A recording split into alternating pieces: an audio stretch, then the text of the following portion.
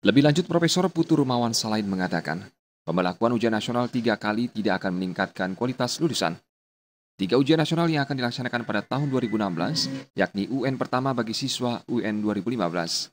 Mereka diberikan kesempatan untuk memperbaiki nilai-nilai UN mereka yang anjlok. UN kedua diperuntukkan bagi siswa yang akan UN 2016. Sementara UN ketiga adalah perbaikan bagi peserta UN 2016 yang nilainya anjlok. Hanya saja, menurut Ketua Dewan Pendidikan Kota Denpasar ini, pihaknya tidak mengerti dan mempertanyakan apa sebenarnya maksud pemerintah dalam melaksanakan 3 kali UN tahun 2016 mendatang. Jika ingin memperbaiki tingkat kelulusan, penyelenggaraan 3 kali ujian nasional bukanlah jalan keluar.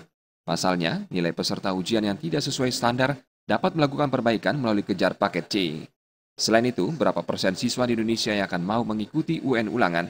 Selain itu, UN 2016 kisi-kisi yang akan digunakan pun berbeda dengan UN sebelumnya, yakni berdasarkan KTSP, Kurikulum 2013, dan juga Badan Standar Nasional Pendidikan.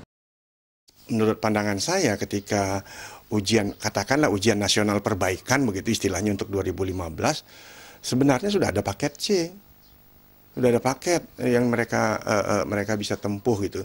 Sehingga perlu ada sosialisasi yang lebih luas lagi sehingga tidak ada membingungkan. Apa sih maunya pemerintah ini gitu loh. Kalau memang mau mengharapkan kelulusan yang lebih baik, saya kira bukan mengadakan berkali-kali ujian, tetapi adalah lebih memperbaiki 8 standar nasional pendidikan itu. Ditambahkan Rumawan Salain, untuk memperoleh tingkat kelulusan yang lebih baik, tidak perlu dilakukan ujian nasional berkali-kali. Kalau memang ini menjadi istilah UN, ini agak mengacaukan kan, karena seolah-olah ada UN ulangan, ada ujian UN tambahan. Artinya kalau memang demikian kan diharapkan tidak ada yang tidak lulus sebenarnya. Dan kalau memang itu yang dipakai, saya kira sebenarnya cara evaluasinya saja yang harus diperbaiki, tidak perlu dengan mengadakan ujian berkali-kali.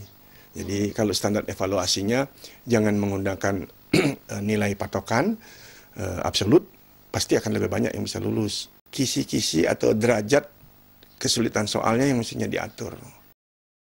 Jenny dan Kung Krisna, Bali TV.